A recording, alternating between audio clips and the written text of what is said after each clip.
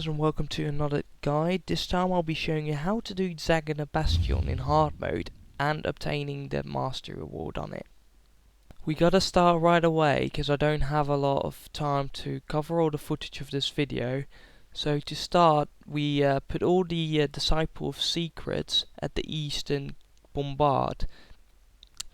Now, as you can see on the map, there's 3 bombards, so if we put all these Disciple of Secrets on the eastern one, it leaves the central and the western one for us to defend. Now, Khornan groups will try and take over these shrines, and to prevent them from achieving their objective, we are going to aggro them before they even reach these bombards. After killing 5 Khornan groups, generals will spawn to defend the rifts. Now, whenever you kill one of these generals, their rift will close. Our tactic is going to be to close the western rift as fast as possible, so we don't have to worry about defending the western bombard anymore. So just count the groups. The last group will always come from the southern rift, so this is the last group we gotta kill. It's the 5th one, I believe. I'm not entirely sure, but I really think it's the 5th one. So right after we kill the last foe of this group, the generals are gonna spawn. So what we're gonna do is flag our heroes at the western rift right after we kill this last bowman. So we're gonna kill it and then flag our heroes at the western rift. The minions which you have left in your group will sort of create some sort of diversion as you get away, so it's useful to have a minion master on your team.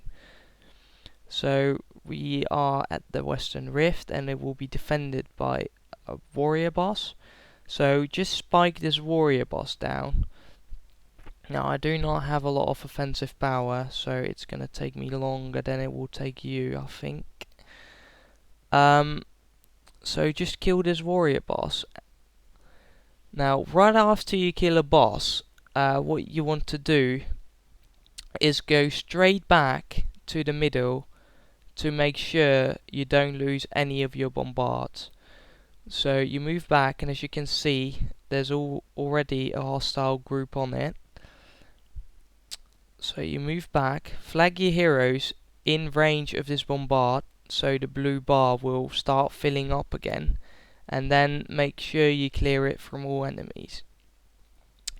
Now, there's a few groups, there were a few groups left right after we killed the warrior boss, which are going to move to the western bombard, so we're just going to kill those now.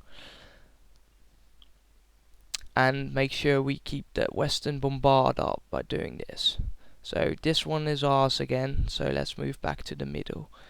Pretty much before you start killing any of the bosses again, you make sure your position over here is stable again. Now what you can do is move to the monk boss a bit, but make sure you catch all the groups going for the central bombard. Now you see I missed the group, I kind of hurried, so I'm gonna move back to grab these and make sure I don't lose the central bombard, which I don't want to lose. You can lose one of these bombards in order to still get mastery reward, but it does make it so much harder if you do lose one, so I recommend you keep them all up. So now we're just gonna kill this monk boss, so we close yet another rift, which leaves the paragon boss and the alley boss, so there's still 2 rifts open after we kill this monk boss. Now we're going to do the same thing as what we did when we were fighting the warrior boss, right after we killed this monk, which can take a while to kill because I believe it's a spellbreaker. It can take a while to kill, but what we're going to do is move right back to the middle, the central bombard, when this boss is dead. So we're going to go move back to the central bombard because we don't want to lose it. The foes from this, from the rift you just closed, are actually going to follow you here. They killed my Master of Whispers, but I'm not going to worry about that till now.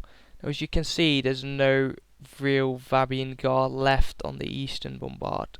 So, like at the start, we are left with 2 bombards to defend by our own now. Although now we only have groups coming from 2 rifts, and when we started we had groups coming from 3 rifts. So we've done a pretty good job. Now again, what you want to do is stabilize your position on the battlefield at the bombards again, because you don't want to lose any of these. You're not in a hurry anymore, because you know all your disciple guards are dead already anyway. So as long as you can keep these bombards up yourself, the center and the eastern one, you're not in trouble. Now, whenever there's a bit of time, you can go up and kill the next boss at the rift. Really make sure you don't lose any of these groups going for any of the bombards. You don't have to worry as much about bowmen trying to take over a rift, a bombard. I'm sorry, because they will take a long time to reach it, because most of the times they'll be shooting at minions, and besides, their groups will only consist of 3, so it takes them a long time to take over a bombard. So now I'm just going to leave these for the minions and move to the southeastern rift to kill the Paragon boss in order to close the rift. Now again, you're just going to spike the boss down.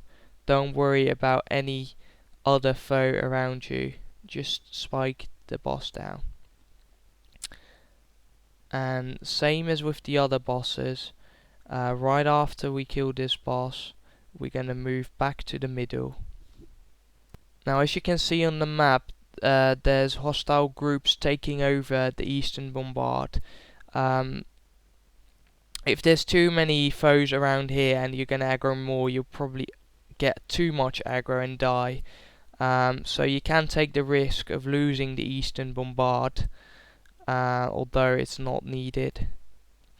And you know, by losing 1 bombard, you still have the master reward, so you don't have to worry about that. I'm just going to move back now. Again, make sure your heroes are flagged near the bombard, so the blue bar will fill up again. There we go. Just make sure we're gonna get all these.